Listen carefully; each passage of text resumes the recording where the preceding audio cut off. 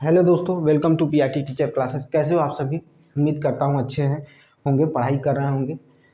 देखिए, कहा जाता है कि अपनी मेहनत पर भरोसा रखो, किस्मत तुम्हारी खुद बदल जाएगी। ठीक है, आपकी किस्मत खुद ब खुद बदल जाएगी अगर आपको अपनी मेहनत पर भरोसा है। ठीक है, आप ये मत देखिए कि कौन क्या कर रहा है, आप ये बस अपने अपने लक्ष्य पर ध्यान रखिए। ठीक है, इसी चर्चा को अभी आपको हम पढ़ाएंगे। कुछ चीज़ें जो हैं बाकी हैं, कल की वो छुट्टी है, वो पढ़ा दूंगा, मैं ख़त्म कर दूंगा आज। लेकिन कुछ चीज़ें आपसे बात करना बहुत ज़रूरी है। जैसे क्या होता है कि आप भ्रामक खबरों में बहुत ज़्यादा फंस जाते हैं। एक छोटा सा समझिएगा, आप उठाकर किसी भी जिन्होंने नौकरी क्रैक की है, नौकरी पाई है, उनसे उन उनसे उनके जो इंटरव्यू हैं उनको उठाकर देख लीजिए। वो सीधा कहेंगे कि हमने जो सोशल मीडिया है उससे दूरी बना ली थी और फालतू चीज़ें नहीं देखते थे, भ्रामक खबरों से दूर रहते थे। लेकिन आप में कमी ये है, आपके अंदर ये कमी है कि आप भ्रामक खबरों पर, सोशल मीडिया पर ज़्यादा ध्यान देते हैं। ठीक है, सोशल मीडिया पर ज़्यादा ध्यान देते हैं और भ्रामक खबरों पर ज़्यादा ध्यान देते हैं। जैसे अभी देखिए, कुछ दिन मतलब 2 दिन पहले की बात है, न्यूज़पेपर में क्या आया था? न्यूज़पेपर में आया था कि जो माध्यमिक, ठीक है, माध्यमिक व प्राइमरी प्राइमरी ठीक है, प्राइमरी, ठीक है, माध्यमिक और प्राइमरी में कुल मिलाकर 38,000 पद आने वाले हैं। ठीक है, 38,000 पद आने वाले हैं, ये न्यूज़पेपर में निकला था। ठीक है, अच्छा ये जरा ईमानदारी से बताइए कि न्यूज़पेपर में ऐसी खबरें कितनी बार निकली होंगी? मुझे तो लगता है कि कम से कम 20 बार निकल चुकी होंगी। ठीक है, अभी तक क्या हुआ बताइए? कुछ हुआ? कुछ नहीं हुआ। इससे पहले कुछ लोग कह रहे थे या कुछ लोग गए थे। ठीक है, कुछ लोग आयोग गए थे, कुछ लोग मंत्री जी के आवास पर गए थे। ठीक है, योगी जी के आवास पर गए थे। ठीक है, तो उन्होंने बताया कि 75,000, ठीक है, 75,000 भर्ती की बात की। ठीक है, 75,000 भर्ती की बात की कि 75,000 भर्ती आ रही है। ठीक है, इससे पहले क्या था कि 97,000 भर्ती आ रही है, 97,000। ठीक है, ठीक है, इससे पहले क्या था? इससे पहले था 51,112 पद, 51,112 पद। ठीक है, फिर कोर्ट ने आदेश किया 27,713 पद। ठीक है, 27,713 पद। ये न्यूज़पेपर में या लोगों के जरिए क्या किए गए थे? फैलाए गए थे। कुछ कथाकथित जो कोचिंग है बड़ी बड़ी, जिनको लास्ट में ये बताना है कि मेरा कोर्स ले लीजिए, इतने में पड़ेगा, क्योंकि उनको ये सुनाने के बाद में यही बताना है कि हमारा कोर्स इतने का पड़ेगा, आप खरीद लीजिए, यही बताना है उनको। ठीक है, लेकिन आप समझने वाले हैं नहीं, आप चीज़ों को समझते हैं नहीं। आप ज़रा ध्यान दीजिएगा, मैंने इन सब चीज़ों पर चर्चा इससे पहले 10 दिन पहले की थी, उसके बाद बीच में कोई चर्चा नहीं, मैंने लगातार आपको सिर्फ पढ़ाया है। ठीक है, चाहे मुझे अच्छे पढ़ाना आता हो, चाहे कम पढ़ाना आता हो, चाहे ज़्यादा, मैं पढ़ाना शुरू कर दिया हूँ। उसके बाद मैंने कोई भी फालतू वीडियो नहीं बनाया। ठीक है, लेकिन आप क्या है, इन सब चीज़ों को लेकर परेशान रहते हैं। अच्छा ये बताइए, बीपीएससी टीआरई का हम देखते हैं कि हर आधे घंटे पर न्यूज आता रहता है। ठीक है, हर आधे घंटे पर न्यूज आता रहता है। भाई मेरा काम है, मैं तो मुझे देखना है, क्योंकि मैं पढ़ाता हूँ, इसी लाइन से जुड़ा हूँ, तो मुझे देखना पड़ता है। बीपीएससी बीपीएससी टीआरई 4.0, ठीक है, बीपीएससी बीपीएससी टीआरई 4.0, ठीक है, 4.0 के बारे में हर आधे घंटे में बातें आती रहती हैं। ठीक है, हर आधे घंटे में कोई नया बदलाव देखने को मिलता है। वो बदलाव नहीं होता है, उनको लास्ट में ये बताना होता है कि मेरा कोर्स इतने का है, इसको परचेज करिए। ठीक है, तो बेटा ये जरा सोचिए अपने दिमाग से, जो आपने इसके न्यूज को देखने में कम से कम 30 मिनट खर्च किया है। ठीक है, उसके बाद इसका ख्याली पुलाव बनाकर आपने, ठीक है, ख्याली पुलाव बनाकर आपने 30 मिनट और जो खर्च किया है, वो पूरा हो गया 1 घंटा। ठीक है, 1 घंटा हो गया। दूसरी चीज कि आप में से कोई ऐसा है कि सोचेंगे कि हम खरीद लेंगे, बैच खरीद लेंगे तो हम पार हो जाएंगे। नहीं पार होंगे। पार होने के लिए मेहनत करना पड़ेगा, पढ़ना पड़ेगा, आपको मेहनत करना पड़ेगा, पढ़ना पड़ेगा। इन सब चीज़ों पर ध्यान मत दीजिए। ठीक है, अच्छा ये बताइए, जब वैकेंसी आएगी तो आप अनपढ़ तो हो नहीं। ठीक है, वैकेंसी आएगी तो कुछ कोचिंग के ऐसे लोग हैं जो सही में खबरों को दिखाते हैं, सही में चीज़ों को बताते हैं। मैं खुद वैकेंसी आएगी तो आपको, अच्छा ये बताइए, जब भी वैकेंसी आएगी उसमें जो भी करेक्शन होगा, जो भी बदलाव होगा, वो जरूर उसमें शामिल किया जाएगा। जो भी आएगा, अध्याचन आएगा या जो भी चीज़ें आएंगी जो वैकेंसी की पूरी आएंगी, तो उसमें जो भी रहेगा पूरी चीज़ें आपको दी जाएंगी कि नहीं दी जाएंगी? क्या आपको अलग से जो ये बीच बीच में बताया जा रहा है वो कहा जाएगा कि हाँ आपको कोचिंग वाले बता दिए हैं, अब इसके बाद हम नहीं बताएंगे, हमको आपको डायरेक्ट वैकेंसी देंगे? ऐसा तो कुछ है नहीं। जब भी भर्ती आएगी तो उसमें पूरा डिटेल रहेगा। उस समय अगर कोई बनाता है आपको, उस समय जिस दिन वैकेंसी आई उस दिन या उससे पहले जो वैकेंसी आ रही है पता चल जाता है कि हाँ 1 दिन में 2 दिन बाद फॉर्म भरना शुरू हो जाएगा, तो उस समय आपको जो बता रहे हैं वो सुन लीजिए, वो समझ लीजिए, क्योंकि वो फाइनल फाइनल डिटेल रहेगा। लेकिन जो आप बीच बीच में ये सारी चीज़ें लोग बताते रहते हैं और आप उसमें प्रफुल्लित होते रहते हैं, ख्याली पुलाव बनाते रहते हैं। अब जैसे नया चीज़ क्या निकल के आया है कि 1 से 5 तक की भर्ती में इस बार कंपटीशन होगा टफ। अरे टफ कंपटीशन हर बार टफ है भैया, और कंपटीशन हर बार टफ है, और उनके लिए टफ है जो सिर्फ इन्हीं सब चीज़ों में परेशान है, जिनके दिमाग में बैठ गया।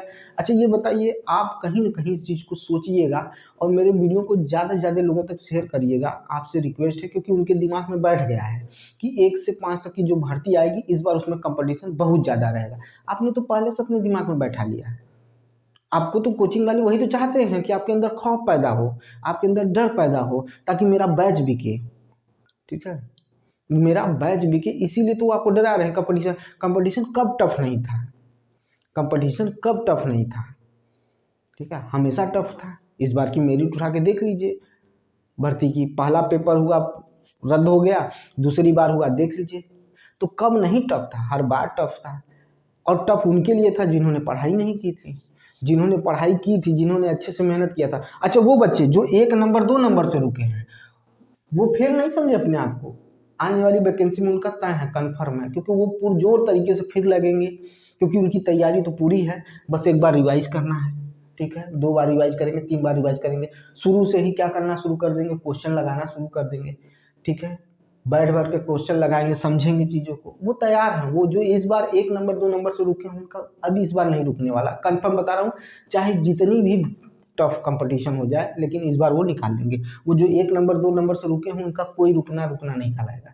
वो क्लियर है, वो आ रहे हैं भर्ती में, वो शामिल हैं और उनका होने वाला है, तय बता रहा हूँ 100%। और वही बच्चे हैं जिन्होंने सोशल मीडिया से दूरी बनाई थी, और जो बच्चे पार हुए हैं वो भी सोशल मीडिया से दूर रहे, उन्होंने अथक प्रयास किया है, और ऐसे बच्चों का होना भी लाजमी है, और ऐसे बच्चों का न होना बहुत बड़ी अच्छी बात है। क्यों? क्योंकि आप सिर्फ इसी पर भ्रमित रहते हैं। और मैं कह दिया ना कि मैं बार बार वीडियो नहीं बनाता हूँ, किसी चीज़ पर बार बार वीडियो नहीं बनाता हूँ। अब सुनिए, एक नया ड्रामा सुन लीजिए। मैंने कहा था केबीएस की भर्ती आने वाली है, केबीएस की भर्ती आने वाली है, लेकिन जनवरी फरवरी कब आएगी किसी को कुछ नहीं पता है। लेकिन कुछ लोगों ने घोषित कर दिया कि फरवरी में भर्ती आ रही है। अच्छी बात है, आ जाए तो हम भी तो चाहते हैं आ जाए, हम भी तो चाहते हैं कि आ जाए, लेकिन किसी का कॉन्फिडेंस इतना ज़्यादा फरवरी में होना, जानते हैं क्या बताता है? लास्ट में कोचिंग का बैच बताता है कि हमें कितना में बैच आपको बेचना है, पहले ही आपको डरा देंगे। क्या डराएंगे? कि 3 महीने में ये भर्ती कंप्लीट हो जाएगी, 3 मंथ में। ठीक है, 3 मंथ में भर्ती कंप्लीट हो जाएगी। एक पढ़ने वाला बच्चा है ना बेटा, 6 महीने 7 महीने पहले से ही पढ़ रहा है इसके लिए, या साल भर से ही पढ़ रहा है। जो पिछली भर्ती आई थी ना उसमें पहले से ही पढ़ रहे थे। कुछ बच्चे इंटरव्यू में छटे जाकर, कुछ बच्चे 1-2 नंबर से छटे, वो बच्चे छटे वाले नहीं हैं, वो पहले से लड़ाई लड़ रहे हैं, वो जीतेंगे। लेकिन आप सिर्फ ये इसके डर से, ये डर बनाया जाता है आपके अंदर कि आप 3 महीने में तैयार, 3 महीने में सब कंप्लीट हो जाएगा, पहले ही बैच लेके खरीद के पढ़ लो तुम। क्या पढ़ना है इसमें? पिछली बार का पेपर देखे थे आप? 7 क्वेश्चन 6 क्वेश्चन तो क्लास 1 to 5 के हिंदी से आया था। ठीक है, बूढ़ी दादी क्या क्या फलान ढिकान बंदर, वो सब सब इसी में से आया था। इस बार का कंपटीशन टफ होगा मुझे भी पता है, लेकिन आएगा एनसीईआरटी से ही आएगा। जो चीज़ें प्रीवियस ईयर क्वेश्चन पेपर उठाकर देख लीजिए, उसको पढ़िए कायदे से, आपको केवीएस समझ में आ जाएगा। लेकिन आपको डराया जाता है, भयभीत किया जाता है। कुछ लोगों का DSSB की भर्ती पता नहीं कितने साल से आ रही है। ठीक है, DSSB की भर्ती आ रही है, इसको भी नंबर पे लगा दिए हैं, इसका भी बैच खरीद लीजिए। लेकिन ये जान लीजिए ऐसी कोई चर्चा इस पर नहीं हो रही है। PGT की भर्ती आ गई है DSSB के थ्रू, जिसको आना था आ गया, ठीक है। अभी इस पर कोई PRT पर कोई चर्चा नहीं हो रही है। यहाँ पर भी ये सब जो दिख रहे हैं यूपी के, इस पर भी कोई चर्चा अभी नहीं है। कुंभ के बाद क्या होगा क्या नहीं होगा कोई नहीं जानता है, ठीक है। सब खाली उड़ती उड़ती खबर लेके आ रहे हैं, और न्यूज़पेपर में तो रोज भर्ती आती है। इस चीज़ को जान लीजिए, इस चीज़ को समझ लीजिए कि न्यूज़पेपर में रोज भर्ती आती है। अच्छा, एक नया शगुफा सुनिए, 8वां वेतन लागू हो गया है, ठीक है। अब देखिए 8वां वेतन, अब इसको वो बच्चे देख रहे हैं जिनकी नौकरी भी नहीं लगी है, जिनके पास नौकरी भी नहीं है वो भी इसको देख रहे हैं। अरे भाई पहले नौकरी तो पालो, फिर 8वां वेतन देखना, ठीक है। तो वो चीज़ क्यों आप इन सब चीज़ों पर परेशान हैं, क्यों इन सब चीज़ों को देख रहे हैं, मुझे समझ में नहीं आता है। क्यों आप कंसंट्रेट नहीं है भर्ती पर अपनी नौकरी के लिए। एक नौकरी पहले पाकर तो देखिए, पहले उसके लिए लड़िए तो सही, उसके लिए मेहनत करिए तो सही। नहीं, आप दिन भर सब चीज़ों को देखते रहेंगे। मैंने कहा कि PSC TRE 4.0 आ रहा है, पिछली वीडियो उठाकर देख लिए, आ रहा है, ठीक है। BPSC TRE 4.05 का 5.0 का मुझे नहीं पता, लेकिन ये आ रहा है। इसमें 80,000 के लगभग भर्ती आ रही है, ठीक है। 80,000 के लगभग भर्ती आ रही है, उसमें PRT की भर्ती है। और इसे टफ या सिंपल मत समझिए, कोई मैटर नहीं करता है। मैटर करता है कि आप कितनी शिद्दत से मेहनत करते हैं, कितने लगातार आप कितनी मेहनत कर लेते हैं कि आपकी इसमें ज्वाइनिंग हो जाए। तो बस वो चीज़ डिपेंड पर रखता है, आपके दिमाग में वो चीज़ रहना चाहिए। रीट के थ्रू भर्ती आ रही है, MP में भी भर्ती आ रही है। आप सिर्फ पढ़ने पर ध्यान लगाइए, आप इधर उधर भटकिए मत, आप इन सब चीज़ों पे मत जाइए। और जो बैच बेच रहे हैं उनके बैच पे मत जाइए। कितनी बार कितना बैच खरीदेंगे आप? आपको सिलेबस नहीं पता है कि आपको क्या नहीं पता है, सब कुछ आपको पता है, ठीक है। हाँ, इसके बावजूद भी जो नए बच्चे हैं वो एक बैच जहाँ से अच्छा लगे वहाँ से खरीद लें और पढ़ें। लेकिन जो पुराने बच्चे हैं जो बार बार इन सब चीज़ों को देखते हैं, आप जान लीजिए किसी भर्ती में आपका नहीं होने वाला है, अगर आप इसी तरह परेशान रहेंगे तो, ठीक है। जो बच्चे सिर्फ लगे मेहनत कर रहे हैं, सोशल मीडिया से दूर हैं, उनका होना कंफर्म है। और यूपी की भर्ती का कोई ठीक नहीं है बाबू मेरे, कोई भी ठीक नहीं है कि यूपी की भर्ती कुंभ के बाद आ ही जाए, ऐसा कुछ नहीं है। सिर्फ भ्रामक खबरें हैं, ठीक है, सारी चीज़ें भ्रामक हैं, ठीक है। याद रखिएगा, याद रखिएगा, कुछ भी नहीं है। समान अनुपात अनुपात की वाली बात वो करते रहते हैं बार बार, ठीक है। लेकिन कहीं भर्ती का नाम नहीं है, कहीं चर्चा नहीं है, ठीक है। कोई भी चर्चा नहीं है, लेकिन फिर भी आप इसमें फंसना चाहते हैं, फंसे रहना चाहते हैं, वो आपकी मर्जी है, वो आप पर डिपेंड करता है कि आप फंसे रहिए, उस पर कोई कुछ नहीं कर सकता है। बाकी इसके लिए मैं आपको बता देता हूँ, NCERT और SCERT की बुक पढ़ डालिए, मस्ट है, ठीक है, मस्ट है। बिहार का जो सामान्य ज्ञान है उसको पढ़ डालिए, एकदम मस्ट है, ठीक है। करंट अफेयर लगातार पढ़ते रहिए, पिछले 6 महीने से ज़्यादा का करंट अफेयर इसमें नहीं पूछा है, मैंने मिला कर देखा है, क्वेश्चन पेपर को ले कर देखा है, ठीक है। अटल सेतु के बारे में पिछले पेपर में क्वेश्चन आया था, ठीक है, याद रखिएगा। और जो भी क्वेश्चन आपको देखने को मिलेंगे 6 महीने के अंदर ही देखने को मिलेंगे, ठीक है, उससे ज़्यादा का आपको देखने को नहीं मिलेगा। आप इस चीज़ को याद रखिए, ठीक है। आपको बहुत परेशान होने की ज़रूरत नहीं है। मैथ भी बहुत अच्छे लेवल की नहीं आती है, ठीक ही आती है। तो आप तैयारी पर लगे रहिए, आप मेहनत करिए इन सब चीज़ों को। अरे भाई आएगा तो सरकार खुद नोटिस निकालेगी, सरकार खुद उसे चर्चा में लेकर आएगी, क्योंकि आपको पता है कि यहाँ कितना क्या चल रहा है, कितना दिखावा चल रहा है, आपको क्या बताया जाए, ठीक है। तो जब वो थोड़ी थोड़ी छोटी छोटी चीज़ों पर नहीं छोड़ते हैं तो इतनी बड़ी भर्ती निकालेंगे तो क्या करेंगे आपको ही पता है। जब उन्होंने 5-7 साल पहले भर्ती निकाल कर आज भी उसका राग अलापते हैं, तो ये जब निकालेंगे तो इसका राग नहीं अलापेंगे? आपको क्या लगता है नहीं अलापेंगे? सब कुछ करेंगे, शोर मचा डालेंगे, चिल्ला डालेंगे। तो प्रभु भाई मेरे, इन सब चीज़ों पर ध्यान मत दीजिए, मेहनत करके पढ़िए। अभी यूपी की भर्ती का कोई खबर पता नहीं है। और रही बात, इसमें कहा गया है, एक चीज़ और सुन लीजिए, इसमें कहा गया कि प्राइमरी में जो भर्ती आ रही है, प्राइमरी की जो संख्या होगी खाली पदों की, वो 3500 है, ठीक है। ये देख लीजिए न्यूज़पेपर वाले कितना बढ़िया छापे हैं, 3500, ठीक है। उन्हें खुद नहीं पता है कि भर्ती कितनी आएगी। 3500 किसी भी आधार पर आपको लगता है? अरे कोर्ट ने 27,713 भर्ती का आदेश दिया है, ठीक है, और वो 3500 भर्ती निकाल रहे हैं अखबार वाले, ठीक है।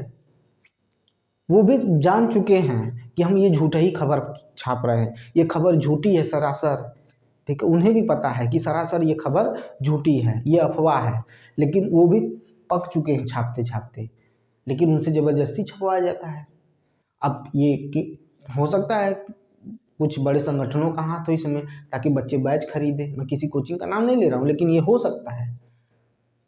उन्हें डराया जाए, खौफ, आपके अंदर भ्रम पैदा किया जाता है ताकि कुछ लोगों का दाना पानी चल सके, ठीक है। तो आप पर निर्भर करता है कि आप किस तरह से लेंगे।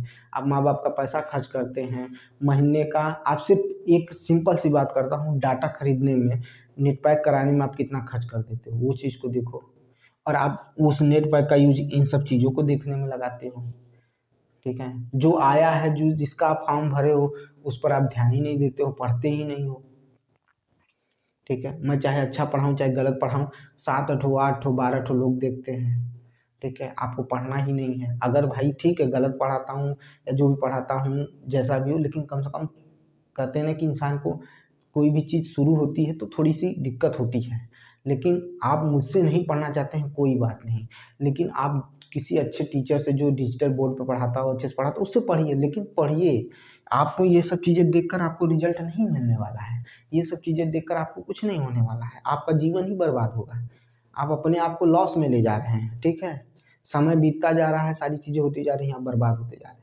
इन सब चीज़ों से दूर रहिए, ठीक है, इसमें कोई फ़ायदा नहीं है। अब ये वीडियो बना दिया हूँ, उसके बाद वीडियो नहीं बनाऊँगा, जब ज़रूरत पड़ेगी तभी बनाऊँगा, जब समझ में आएगा तभी बनाऊँगा, उससे पहले नहीं बनाऊँगा। लेकिन जो ये रोज़-रोज़ आप लोग हर आधे घंटे पर ये बीपीएससी टीआरई 4.0, आप खुद सोचो भाई, ठीक है, आप खुद सोचो कि बीपीएससी 4.0 आ रहा है, तो जो भी कमियाँ या जो भी नया बदलाव, जो भी चीज़ें करनी होंगी, तो क्या उसमें मेंशन नहीं रहेगा? पूरा टोटल मेंशन रहेगा। फिर एक बार लोग आएँगे और इसका डिटेल से सब आपको सारा चीज़ बताएँगे। तो वो तो काम मैं भी करूँगा आपको डिटेल से बताने का, लेकिन एक बार बताऊँगा, 4 बार नहीं, या हर आधे घंटे पर आपको बताकर बैच खरीदने बेचने नहीं आऊँगा, ठीक है? तो ये सब चीज़ें याद रखिए, समझने की कोशिश करिए, और ये तो सरासर गलत है, ठीक है, कि 3500 भर्ती आ रही है प्राइमरी में, ऐसा कुछ नहीं है। भर्ती जब भी आएगी, भाई कोर्ट ने 27,713 भर्ती का आदेश दिया है, तो ये 3500 कहाँ से हो सकती है? तो इन सब चीज़ों पर ध्यान दीजिए, मेहनत करिए और पढ़ाई करिए ताकि आपका सलेक्शन हो। इन सब चीज़ों में, खबरों में व्यस्त मत रहिए, ठीक है। ये सब खबरें क्या हैं, आपको सिर्फ परेशान करेंगी, भ्रामक खबरें हैं, सिर्फ परेशान करेंगी और आपका समय खाएंगी, बस इतना याद रखिएगा, ठीक है। इतना ही याद रखिएगा, ये सिर्फ समय खाएंगी, ठीक है।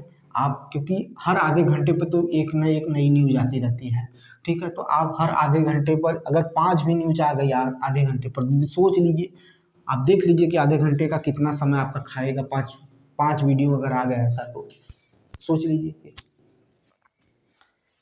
आधा घंटा वो हो गया, आधा घंटा आप अपने मन में चिंतन करेंगे, मारे खुशी के मारे अंदर ही अंदर मगन होंगे। तो 5 वीडियो का मतलब 5 घंटा आपका नुकसान हो गया, और 5 घंटा में आप चाहेंगे तो एक पूरा समझ लीजिए मैथ का परसेंटेज आराम से लगाकर ख़त्म कर सकते हैं। एक साइंस का पूरा चैप्टर पढ़कर, 2 चैप्टर पढ़कर आराम से उसके क्वेश्चन को लगाकर ख़त्म कर सकते हैं। लेकिन आप परेशान इसमें रहते हैं, ये आपकी सबसे बड़ी विडंबना है, सबसे बड़ा आपका क्या है, नुकसान है। इन सब चीज़ों से दूर रहिए, ठीक है। अब हम आगे चर्चा करेंगे, आगे की तरफ पढ़ेंगे। हमने कल पढ़ा था, ठीक है, हमने जिस पर चर्चा की थी, हमने जिस जिस चीज़ को जाना था, वो चैप्टर जो था, उस चैप्टर के बारे में आगे की तरफ चर्चा करेंगे, उस चैप्टर को और अच्छे से जानने की कोशिश करेंगे, ठीक है। और मैंने कहा था कि क्वेश्चन जहाँ से आएगा वहाँ के बारे में हम बात करेंगे, ठीक है। क्वेश्चन जहाँ से आएगा वहाँ के बारे में हम लोग क्या करेंगे, चर्चा करेंगे, ठीक है। तो चलिए शुरू करते हैं आज के सेशन को। और आज के सेशन में हमें साइंस का पहला चैप्टर, क्लास 9 का पहला चैप्टर है, उसके बारे में क्या करना है, चर्चा करना है, ठीक है। तो हमारे आसपास के पदार्थ जो है उसके बारे में हम लोग पढ़ रहे थे, हमारे आसपास के पदार्थ के बारे में हम लोग पढ़ रहे थे।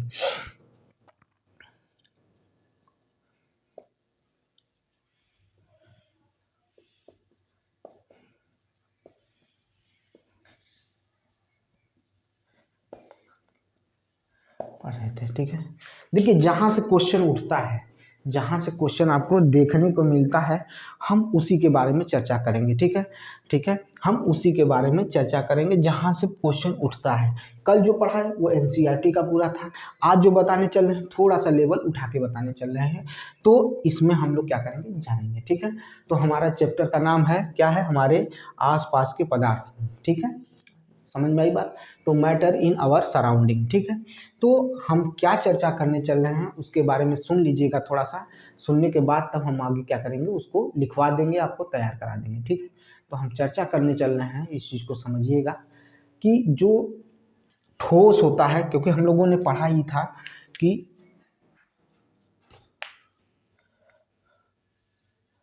ठोस, द्रव व गैस के सामान्य गुण।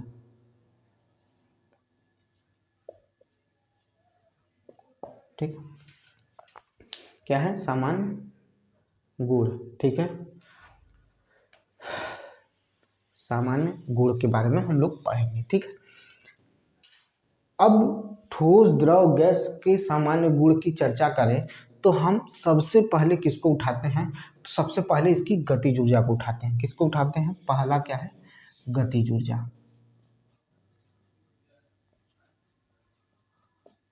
गतिज ऊर्जा के बारे, गतिज ऊर्जा के बारे में चर्चा करेंगे।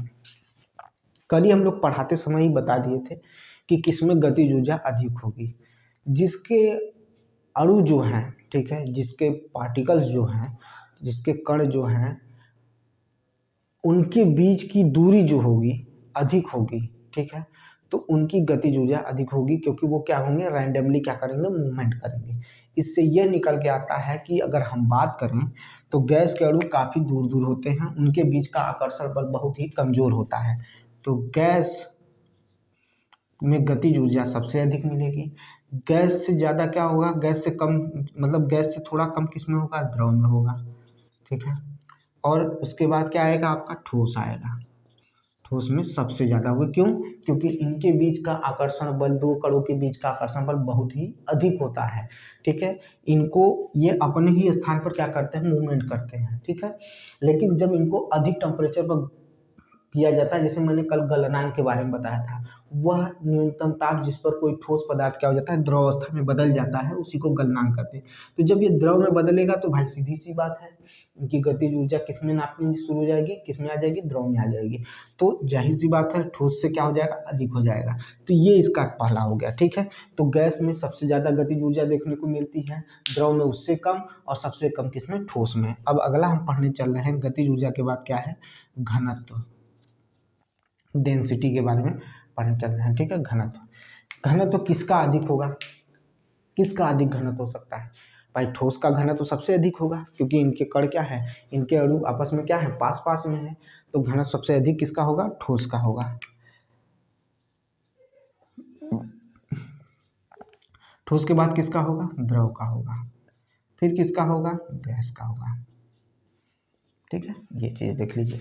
ठीक है, ये क्वेश्चन आ सकते हैं, इसलिए हम इसको आपको करवा रहे हैं। ठीक है, अब अंतर देखिए, ये चीज हो गया, घनत्व के बारे में हो गया भाई। भाई ठोस का घनत्व, क्योंकि इनकी घनत्व क्या होता है भाई, जिनके मतलब कहा जाता है कि किसी भी क्षेत्रफल, एकाक क्षेत्रफल में क्या होता है, जितनी जनसंख्या रहती है, इस तरह से समझिए।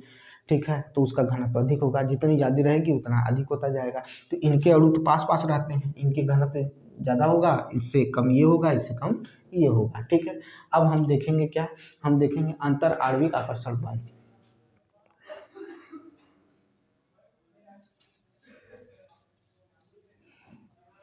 ठीक है, अंतर आणविक आकर्षण बल देखेंगे।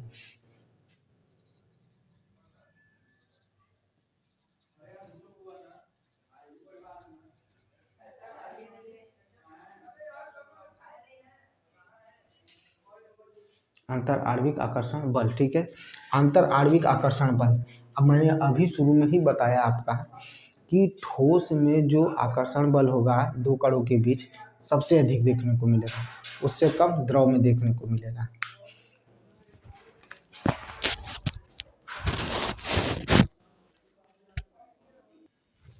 चलिए अंतर आणविक आकर्षण बल, मैंने कहा कि अभी कि ठोस के बीच में, ठोस के कणों के बीच में क्या होगा, सबसे अधिक लगेगा। उससे कम किस में लगता है, द्रव में लगता है। उससे भी कम किस में लगता है, गैस में, क्योंकि इनके जो कण होते हैं या अणु होते हैं वो रैंडमली क्या करते हैं, मूवमेंट करते हैं। ठीक है, तो इनके बीच का आकर्षण बल बहुत ही क्या होता है, कमजोर होता है। ठीक है, याद रखिएगा। अब अंतर आणविक, ठीक है, स्थान देखिए, अंतर आणविक स्थान क्या होगा,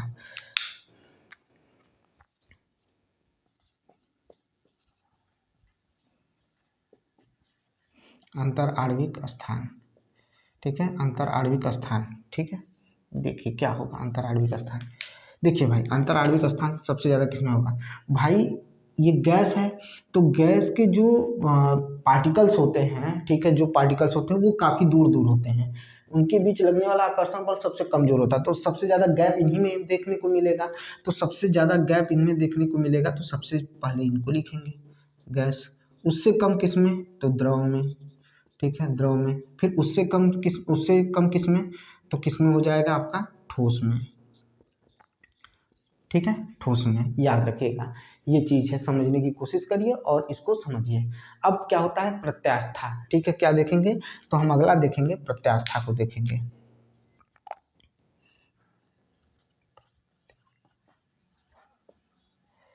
प्रत्यास्था, ठीक है, प्रत्यास्था में क्या देखने को मिलेगा, समझिएगा। प्रत्यास्था क्या कहता है भाई, समझने की कोशिश करिए कि प्रत्यास्था से हम क्या समझ सकते हैं। क्या प्रत्यास्था से हम क्या समझ सकते हैं, उसके बारे में बात कर लें कि प्रत्यास्था से आप क्या समझते हैं। पहले इसको क्लियर कर लेंगे, तभी इसके बारे में हम क्या करेंगे, चर्चा करेंगे। ठीक है, ठीक है, चलिए देखिए, पहले इसको समझते हैं। देखिए, किसी भी वस्तु पर अगर हम बाह्य बल लगाते हैं तो उस बाह्य बल के कारण वस्तु में जो परिवर्तन उत्पन्न होता है, तो वस्तु उसका क्या करती है, उस परिवर्तन का विरोध करती है। ठीक है, वस्तु उस परिवर्तन का विरोध करती है, और जैसे ही उस बाह्य बल को हटा लेते हैं, वस्तु अपनी पूर्व अवस्था या मूल अवस्था में वापस लौट जाती है। इसी को प्रत्यास्था कहते हैं। फिर से समझिएगा, प्रत्यास्था क्या होता है, प्रत्यास्था वो होता है कि जब भी हम किसी वस्तु पर बाह्य बल लगाते हैं, जब बाह्य बल उस पर लगाते हैं तो वस्तु में उत्पन्न परिवर्तन, वस्तु उसका खुद, जो वस्तु में परिवर्तन उत्पन्न हो रहा है उसका खुद वस्तु विरोध करना शुरू कर देती है। तो जब विरोध करना उत्पन्न कर देती है, और जब बल को हटा लेते हैं, बाह्य बल को हटा लेते हैं, तो वस्तु पुनः अपने मूल अवस्था में लौट आती है। यही क्या है, आपका प्रत्यास्था है। यही क्या है, आपका प्रत्यास्था। तो सबसे ज़्यादा किसमें देखने को मिलेगा, तो सबसे ज़्यादा क्या किसमें देखने को मिलेगा भाई, ठोस में देखने को मिलेगा। और घबराइएगा नहीं, प्रत्यास्था, श्यानता और आपका क्या नाम है, क्या कहते हैं, आपका घनत्व, दाब, सारी चीज़ें डिटेल से और पढ़ाई जाएंगी। अभी घबराने की जरूरत नहीं, पहले इसको समझ लीजिए। ठीक है, आपको कोशिका तो सब पढ़ाया जाएगा, ये सब अभी बाकी है। ठीक है, इस सब की चर्चा होगी, लेकिन जैसे जैसे चैप्टर में बढ़ेंगे, जहाँ जहाँ पर इनका पॉइंट मिलेगा वहाँ पढ़ाएंगे आपको। ठीक है, अभी हम नहीं पढ़ाने वाले हैं, क्योंकि अभी जो शुरू किए हैं वो पहले खत्म होना चाहिए, प्रत्यास्था। ठीक है, तो इसमें देखिए क्या होगा, हमने कहा सबसे ज़्यादा किस में होगा, देखने को मिलेगा, तो ठोस में। उससे कम किस में देखने को मिलेगा, द्रव में। और सबसे कम किस में, गैस में। ठीक है, गैस में, याद रखिएगा। ठीक है, सबसे ज़्यादा किस में मिलेगा, ठोस में, फिर द्रव में, फिर गैस में। ठीक है, अब हम देखेंगे ससंजक बल। ठीक है, ससंजक बल किस में ज़्यादा होगा, ससंजक बल वही लिख लीजिएगा, ससंजक बल। इसके बाद मैं ससंजक बल के बारे में ही समझाऊंगा, क्योंकि वो बहुत पूछा जा रहा है, इस वजह से इसको समझना बहुत जरूरी है। इतना अगर हो गया हो तो स्क्रीनशॉट ले लीजिए इसका।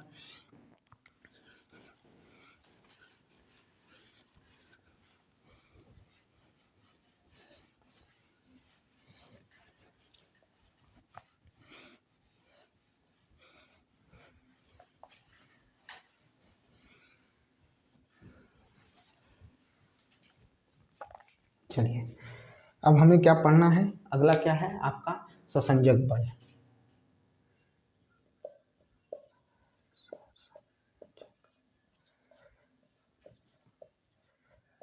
ससंजक बल। ठीक है, ससंजक बल। ससंजक बल क्या होता है, तो ससंजक बल किसमें अधिक देखने को मिलता है। अभी फिलहाल आप सिर्फ इतना जानिए कि ससंजक बल का मतलब क्या होता है। ठीक है, एक ही पदार्थ के अणुओं के बीच, ठीक है, एक ही पदार्थ के अणुओं के बीच, ठीक है, फिर ध्यान से सुनिएगा, एक ही पदार्थ के अणुओं के बीच, ठीक है, या कणों के बीच, मध्य या बीच में, ठीक है, लगने वाले आकर्षण बल को क्या कहते हैं? ससंजक बल कहते हैं। ठीक है, क्या कहते हैं? ससंजक बल कहते हैं। एक ही तरह के, तब यहाँ पर ससंजक हो गया। अब ससंजक के अलावा इसी का उल्टा क्या होता है? तो इसी का उल्टा आसंजक बल होता है। वो क्या होता है? तो भिन्न भिन्न पदार्थ के कणों के बीच लगने वाला। ठीक है, जो भिन्न भिन्न पदार्थ होते हैं उनके जो अणु होते हैं उनके बीच लगने वाले आकर्षण बल को क्या कहते हैं? आसंजक बल कहते हैं। याद रखिएगा, ये चीज़ आपको कंफर्म करके रखनी है कि क्या कहते हैं। ठीक है, दो भिन्न भिन्न अणुओं के बीच, ठीक है, लगने वाले आकर्षण बल को आसंजक बल कहते हैं। तो हम ससंजक बल के बारे में इतना जान गए। तो भाई ससंजक बल किसमें सबसे अधिक होगा भाई? तो जिनके अणु पास होंगे। बल लग रहा है कि जिनके बीच आकर्षण, ससंजक बल में हमने क्या कहा? ससंजक बल में एक शब्द का नाम लिया, आकर्षण बल। ठीक है, ठीक है, आकर्षण बल, वो भी किसके बीच में? तो दो अणुओं के बीच में, दो समान अणुओं के बीच में, दो समान अणुओं के बीच में। ठीक है, दो समान अणुओं के बीच में। ठीक है, एक ही पदार्थ के दो समान अणुओं के बीच लगने वाला आकर्षण बल क्या कहलाता है? ससंजक बल का। तो ठोस में सबसे अधिक होगा, उसके बाद द्रव में होगा, उसके बाद क्या होगा? गैस में होगा। ये देख लीजिए। ठीक है, ये देख लीजिए। ठीक है, चलिए आगे चलते हैं। ये हो गया। अब अगला कौन बचता है? तो विसरण बचता है। क्या होता है? विसरण। विसरण, ठीक है, विसरण। विसरण सबसे अधिक किसमें देखने को मिलेगा? कौन ज़्यादा अधिक फैलने की कोशिश करेगा? ठीक है, जैसे होता है ना, कुछ लड़के फैल जाते हैं। ठीक है, कुछ न मिलने पर छोटे बच्चे क्या कर देते हैं? फैल जाते हैं, वहीं लेट जाएंगे। तो क्या होगा? गैस में सबसे अधिक देखने को मिलेगा, द्रव में, फिर उसके बाद गैस में, सॉरी द्रव, ठोस में। ठोस में सबसे कम विसरण देखने को मिलता है। सबसे अधिक किसमें मिलता है? तो गैस में मिलता है। ठीक है, एक चीज और याद रखिएगा, कल छूट गया था, उसको रखना बहुत जरूरी है। जब हम गलनांक और क्वथनांक पढ़ा रहे थे उसी समय उसको हमें बता देना चाहिए था, हमने नहीं बताया, हमने उस पर चर्चा नहीं की। देखिए, जब भी अगर कोई भी ठोस द्रव में बदल रहा है, यानी अवस्था में परिवर्तन आ रहा है, तो जब अवस्था में परिवर्तन आता है, जिस स्टेट पर अवस्था में परिवर्तन आता है या जिस दौरान अवस्था में परिवर्तन आता है, उस समय ताप नहीं बदलता है। ठीक है, तो हम लिख सकते हैं अवस्था परिवर्तन के दौरान, अवस्था परिवर्तन के दौरान, परिवर्तन के दौरान, दौरान, अवस्था परिवर्तन के दौरान, ठीक है, दौरान, दौरान तापमान, तापमान नहीं बदलता है, तापमान नहीं बदलता है, तापमान नहीं बदलता है। ये याद कर लीजिए, इंपॉर्टेंट है। ठीक है, अवस्था परिवर्तन के दौरान तापमान नहीं बदलता है। देखिए, हमने कहा था आपसे कि हम जो एनसीईआरटी कल पढ़ाए उससे कुछ ज़्यादा ही देने की कोशिश करेंगे। तो देखिए, याद रखिएगा, ठोस द्रव गैस के अलावा दो ऐसे जो हैं अवस्था हैं, दो ऐसी अवस्थाएं हैं जिनको पढ़ना जरूरी है। एक प्लाज्मा अवस्था, ठीक है, एक क्या है? प्लाज्मा अवस्था है। दूसरा क्या है? बोस आइंस्टाइन अवस्था है। ठीक है, बोस आइंस्टाइन अवस्था, कंडेंसेट अवस्था है। ठीक है, चलिए तो पहले प्लाज्मा अवस्था के बारे में समझेंगे। इसका स्क्रीनशॉट ले लीजिएगा।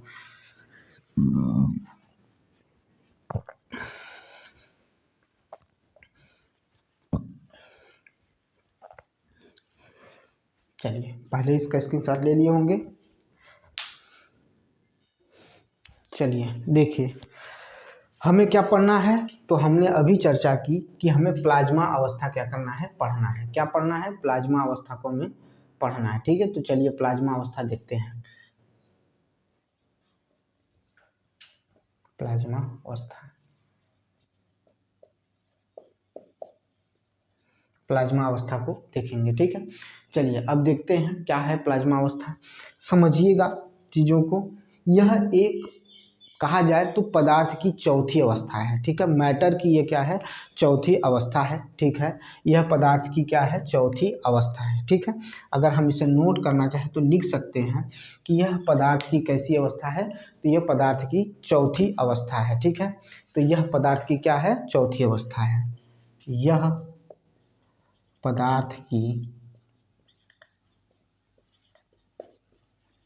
चौथी अवस्था है, पदार्थ की चौथी अवस्था है। ठीक है, यह पदार्थ की चौथी अवस्था है। दूसरा, दूसरा क्या है? इसका तापमान, ठीक है, 20,000 सेल्सियस होता है। ठीक है, याद रखिएगा, प्लाज्मा अवस्था का तापमान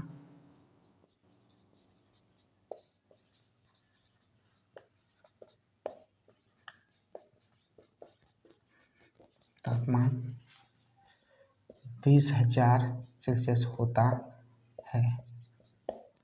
ठीक है, ये चीज याद रखिएगा। ठीक है, यह एक आयनित अवस्था है। ठीक है, प्लाज्मा एक आयनित अवस्था है। ठीक है, कैसी अवस्था है? तो आयनित अवस्था है। याद रखिएगा, कैसी अवस्था है? तो कैसी अवस्था है? तो ये प्लाज्मा अवस्था एक आयनित अवस्था है। ठीक है, यह एक आयनित अवस्था है। यह एक आयनित अवस्था है। आयनित अवस्था है। ठीक है, यह एक आयनित अवस्था है। ठीक है, यह प्रायः हमें कहाँ देखने को मिलती है? अवस्था है, सॉरी, एक आयनित अवस्था है। ठीक है, यह हमें प्रायः कहाँ देखने को मिलती है? तो यह हमें प्रायः विसर्जन नलिका में, नाभिकीय रिएक्टर में देखने को मिलता है। ठीक है, क्या कह रहा हूं, ध्यान से सुनिएगा। यह प्रायः विसर्जन विसर्जन ठीक है, विसर्जन, ठीक है, विसर्जन, ठीक है, विसर्जन, ठीक है, विसर्जन नलिका, नलिका, ये ज पर है भाई, याद रखिएगा, ये ज पर है, विसर्जन नलिका एवं नाभिकीय नाभिकीय नाभिकीय रिएक्टर, नाभिकीय रिएक्टर में देखने को मिलता है। में देखने को नाभिकीय रिएक्टर, ठीक है, नाभिकीय रिएक्टर, ठीक है, नाभिकीय रिएक्टर में देखने को मिलता है। देखने को मिलता है, नाभिकीय रिएक्टर में देखने को मिलता है। ठीक है, याद रखिएगा। अच्छा, विसर्जन नलिका, ये शब्द जो सुने, ये आप पढ़े हैं, ऐसा नहीं है कि आप ये नहीं पढ़े हैं, ये पढ़े हुए हैं, ऐसा नहीं है कि आप नहीं पढ़े हैं, ये पढ़े हुए हैं। ठीक है, इसलिए इसमें परेशान होने की जरूरत नहीं है। सुनिए क्या होता है। एक जैसे ये क्या है, एक कांच है गोलाकार। ठीक है, ये एक कांच है। ठीक है, ठीक है, क्या है, ये कांच है। ठीक है, कांच की गोलाकार क्या है, नली है। ठीक है, ये कांच की गोलाकार नली है, इसमें क्या है, गैस है। ठीक है, गैस है। ठीक है, अब इसमें हम क्या कर रहे हैं, विद्युत को प्रवाहित कर रहे हैं। जब विद्युत को प्रवाहित कर रहे हैं तो इसमें क्या हो जा रही है, तो विद्युत को प्रवाहित करने पर क्या होता है, विद्युत पर प्रवाह करने पर विद्युत क्या होता है, इन्हीं गैसों में विसर्जन होना शुरू हो जाता है। इन्हीं गैसों में विद्युत का विसर्जन होना शुरू हो जाता है। और इसमें दो चीजें होती हैं, एक इलेक्ट्रोड होता है और एक क्या होता है, कैथोड होता है। याद रखिएगा, दो इलेक्ट्रोड लगे होते हैं, एक कैथोड और एक एनोड। ठीक है, और विसर्जन नलिका, ठीक है, याद रखिएगा, विसर्जन नलिका निर्वात पंप से जुड़ी रहती है। यही चीज ये है। ठीक है, विसर्जन नलिका निर्वात पंप से जुड़ी होती हैं, याद रखिएगा। इसमें दो इलेक्ट्रोड होते हैं, एक एनोड होता है, एक कैथोड होता है। इसमें गैस में क्या किया जाता है, विद्युत को क्या किया जाता है, विद्युत प्रवाह के जरिए गैस को क्या किया जाता है, विसर्जन किया जाता है। तो वही चीज यहाँ पर लिखा हुआ, और कुछ है नहीं। ठीक है, याद रखिएगा, कुछ है नहीं। अब याद से रखिएगा, सूर्य का और तारों का, ठीक है, जो उष्मा, सूर्य में और तारों में जो उष्मा होती है, और उष्मा का मतलब ऊर्जा, और जो चमक होती है, इसी प्लाज्मा की वजह से होती है। सूर्य तथा तारों में, ठीक है, सूर्य तथा तारों में, याद रखिएगा, सूर्य तथा तारों में जो उष्मा एवं प्रकाश होता है, प्लाज्मा की वजह से होता है। सूर्य तथा तारों में जो प्रकाश होता है,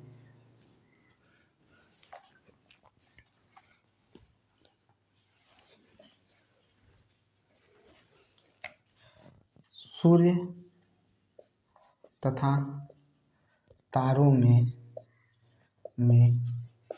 जो उष्मा, ठीक है, यानी ऊर्जा, वह प्रकाश होता है,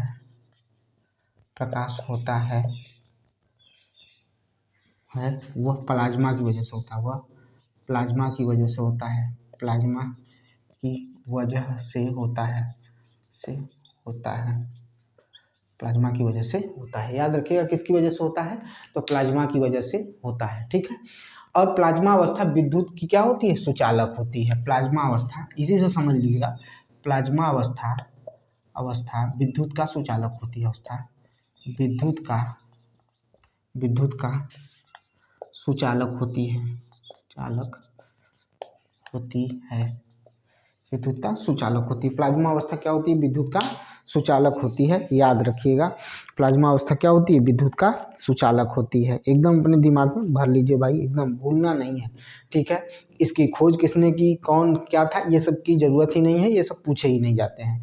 जो पूछे जाते हैं वो हमने बता दिया था, वो हमने क्या किया, बता दिया। हाँ, बोस जब इससे पांचवी अवस्था जब इसको बारे में पढ़ेंगे, हाँ वहाँ पर हम बताएंगे, क्योंकि हो सकता है कि वो पूछ ले, क्योंकि वो एक भारतीय वैज्ञानिक थे, इस वजह से हो सकता है कि क्वेश्चन बन सकता है। लेकिन इसमें इतना ही समझिए, इतना ही जानने की कोशिश करिए और इसको पढ़ लीजिए, ठीक है।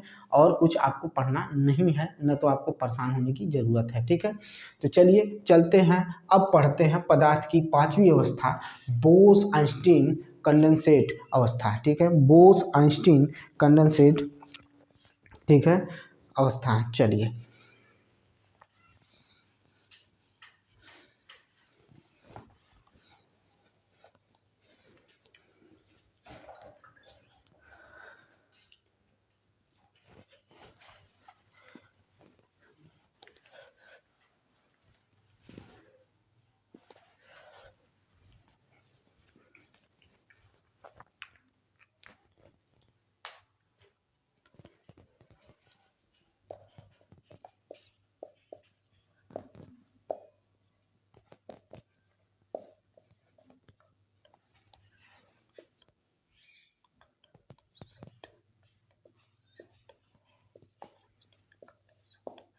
ठीक है, बोस आइंस्टीन कंडेंसेट अवस्था, ठीक है। कंडेंसेट अवस्था, कंडेंसेट अवस्था, कंडेंसेट अवस्था, ठीक है। बोस आइंस्टीन कंडेंसेट अवस्था को हम लोग क्या करेंगे, पढ़ेंगे। ये पांचवी अवस्था है। ये कौन सी अवस्था है? तो पांचवी अवस्था है बोस आइंस्टीन कंडेंसेट अवस्था। इसका जो खोज किया था वो किसने किया था? तो सत्येंद्रनाथ बोस ने क्या की थी, इसकी गणना की थी। और कब की थी? तो 1920 में, ठीक है। 1920 में सत्येंद्रनाथ बोस ने पांचवी अवस्था की क्या की थी, कुछ गणनाएं की थी। तो किसने किया था? तो सत्येंद्रनाथ बोस ने, ठीक है। सत्येंद्रनाथ बोस ने क्या किया था, ठीक है। सत्येंद्रनाथ बोस ने क्या किया था, बोस ने इसका क्या किया था, गणना किया था, ठीक है। सत्येंद्रनाथ बोस ने, ठीक है, याद रहेगा भाई। सत्येंद्रनाथ बोस ने इसकी क्या की थी, गणना की थी, ठीक है। सत्येंद्रनाथ बोस ने, ठीक है, सत्येंद्रनाथ बोस ने इसकी क्या की थी, बोस ने इसकी क्या की थी, गणना की थी, ठीक है। यही किए थे सत्येंद्रनाथ बोस। ये आएगा नहीं भाई, ये आने वाला नहीं है, लेकिन लिख लीजिए, समझ लीजिए कि सत्येंद्रनाथ बोस ने क्या किया था, इसकी गणना की थी, ठीक है, याद रहेगा। अब क्या होता है, इसी के आधार पर आइंस्टीन ने इसको क्या किया था, पांचवी अवस्था बताया था, ठीक है। इसको क्या कहा था, पांचवी अवस्था बताया था। इस अवस्था में प्राप्त करने के लिए कार्नेल या वी मैकेटरले को नोबेल पुरस्कार प्राप्त हुआ था। और इस अवस्था में बोस आइंस्टीन जो कंडेंसेट अवस्था है, यह क्या होता है, इसमें जो पदार्थ है, जो इस पदार्थ की बात कर रहे हैं, वो ठंडी अवस्था में पाया जाता है। किस में पाया जाता है? एकदम ठंडी अवस्था में पाया जाता है। वो कैसी अवस्था में था? तो वो उष्मीय अवस्था में था, ठीक है। लेकिन ये कैसी अवस्था में है? तो एकदम ठंडी अवस्था में होता है, ठीक है। कैसी अवस्था में होता है? ठंडी अवस्था में होता है। और इसी पर क्या किया था कि इसी पर, इसकी खोज पर ही क्या मिला था, नोबेल पुरस्कार मिला था। लेकिन 1920 में जो सत्येंद्रनाथ बोस थे, उन्होंने सिर्फ क्या किया था, कुछ गणनाएं की थी, ठीक है। याद रखिएगा, क्या किया था, कुछ गणनाएं की थी। देखिए भाई, अब सत्येंद्रनाथ बोस और एल्बर्ट आइंस्टीन, ठीक है, जो एल्बर्ट आइंस्टीन थे, सत्येंद्रनाथ बोस थे। देखिए 1920 में कुछ गणनाएं की थी, लेकिन बाद में 1924-25 के बीच में बोस जो थे, सत्येंद्रनाथ बोस थे और एल्बर्ट आइंस्टीन थे, इस पर और काम किए, ठीक है। और उन्होंने एक चीज बताया कि बोसान जैसे जो परमाणु होते हैं, यह एक कम ताप पर, बहुत ही कम ताप पर क्या कर लेते हैं, क्वांटम के रूप में समूह बना लेते हैं। क्वांटम के रूप में क्या कर लेते हैं, समूह बना लेते हैं। इसमें बहुत ज़्यादा पढ़ने की जरूरत नहीं है, न तो आता है, लेकिन फिर भी ये था तो इसको हमने पढ़ा दिया, ठीक है। फिर से सुनिएगा, ये जो सत्येंद्रनाथ बोस थे और अल्बर्ट आइंस्टीन ने 1924-25 के बीच में इस पर और जानकारी प्राप्त की, तो पता चला कि बोसान जैसे परमाणु होते हैं, यह क्या होते हैं, कम तापमान पर, कम ताप पर क्या होते हैं, क्वांटम समूह बना लेते हैं, ठीक है। क्वांटम समूह में आपस में जुड़ने लगते हैं, उसी को क्या कहा जाता है, ऐसी अवस्था को क्या कहा जाता है, कंडेंसेट अवस्था कहा जाता है। ये ठंडी अवस्था होती है, याद रखिएगा। उसकी तरह से जिसे उसका था 20,000 सेल्सियस तापमान था, इसका ऐसा नहीं है, ये ठंडी अवस्था में पाया जाता है, ठीक है। ये रहा आपका चैप्टर पूरा, यहाँ पर ये चैप्टर पूरा खत्म होता है, ठीक है। इसी में थोड़ा सा मैंने कहा था कि इसको जोड़ना जरूरी था। अब जब हम आगे की तरफ चलेंगे तो बहुत सारी चीज़ें इसी तरह से जोड़ते हुए पढ़ते हुए निकल चलेंगे, ठीक है। जब हमें कार्य पढ़ना होगा, वर्क पढ़ना होगा, प्रेशर पढ़ना होगा, ठीक है, पावर पढ़ना होगा, तो उसमें और भी चीज़ें हम जोड़ेंगे और उसको पढ़ेंगे, ठीक है। लेकिन अभी यहाँ पर इतना ही पढ़ेंगे, ठीक है। तो इसको जरूर एक बार देख लीजिएगा, पढ़िएगा इसको और तैयार करने की कोशिश करिएगा। और जो इससे पहले जो हमने आपको सीरीज लिखवाया है कि किसका कम और किसका ज़्यादा, उसे जरूर ध्यान में अपने दिमाग में रखिएगा। किसकी डेंसिटी ज़्यादा होती है, ठीक है, याद रखिएगा। किसके बीच लगने वाला जो आकर्षण बल है वो ज़्यादा होगा, किसके बीच अंतराणविक स्थान कम है, ज़्यादा है, ये देख लीजिएगा। विसरण किसके अंदर देखने को ज़्यादा मिलता है, ये जरूर पढ़ लीजिएगा। प्रत्यास्था जो मैंने बताया है, प्रत्यास्था के बारे में बताया कि प्रत्यास्था वह गुण है जब किसी वस्तु पर बाह्य बल लगाते हैं तो जब उस पर जो परिवर्तन उत्पन्न होता है वो परिवर्तन वो वस्तु क्या करती है, उस परिवर्तन का विरोध करती है, और जैसे ही बाह्य बल हटा लेते हैं तो वस्तु पुनः अपनी अवस्था में आ जाती है। उसको भी पढ़ लीजिएगा, अच्छे से पढ़िए सारी चीज़ों को। ससंजक बल आसंजक बल मैंने बता दिया कि जब तो किसी एक पदार्थ के दो समान परमाणुओं के बीच जो आकर्षण बल होता है उसमें क्या होता है, ससंजक बल होता है। जब भिन्न भिन्न पदार्थ के बीच भिन्न भिन्न पदार्थ हों और उनके दो अणु आपस में मिलकर बल लगाते हैं, आकर्षण बल लगाते हैं, वो आसंजक बल होता है। ये भी चर्चा कर दी है। तो ये सारी चीज़ें आपकी हो चुकी हैं। अब जब भी हम आगे पढ़ेंगे बहुत चीज़ें, जैसे बर्नौली का नियम पढ़ेंगे, वो उत्प्लावन बल पढ़ेंगे, आर्किमिडीज का सिद्धांत सब ये सब पढ़ेंगे। तो ये एक एक टॉपिक में आएंगे, ठीक है। ऐसा नहीं है कि आपको इकट्ठा उसी में घुसे रहेंगे, नहीं, इसको टॉपिक वाइज पढ़ाएंगे और उसके बाद उस पर क्वेश्चन भी आपको लगवाएंगे, ठीक है। ऐसा नहीं कि सिर्फ एक बार में पढ़ना, नहीं, समझना है तो अच्छे से समझना। उसकी वीडियो हो सकता है आधे घंटे की आए, हो सकता है 15 मिनट की आए। तो इससे क्या होगा कि आपको समझ में आएगा कि क्या होता है आर्किमिडीज का सिद्धांत, बर्नौली का नियम क्या होता है। ये सब छोटे छोटे वीडियो में देखेंगे तो आपको समझ में आएगा। और आप उसको अगर हम आर्किमिडीज का भी पढ़ा दे, उत्प्लावन पढ़ा दे, बर्नौली पढ़ा दे, जो है श्यानता पढ़ा दे, ये सब पढ़ा देंगे तो आपको नहीं समझ में आएगा। तो इसको हमें थोड़ा थोड़ा करके पढ़ाना, ठीक है। तो मिलते हैं नेक्स्ट वीडियो में। अगर वीडियो अच्छा लगता है तो ज़्यादा से ज़्यादा लोगों तक शेयर करिए। मिलते हैं नेक्स्ट वीडियो में। बहुत बहुत धन्यवाद, ठीक है।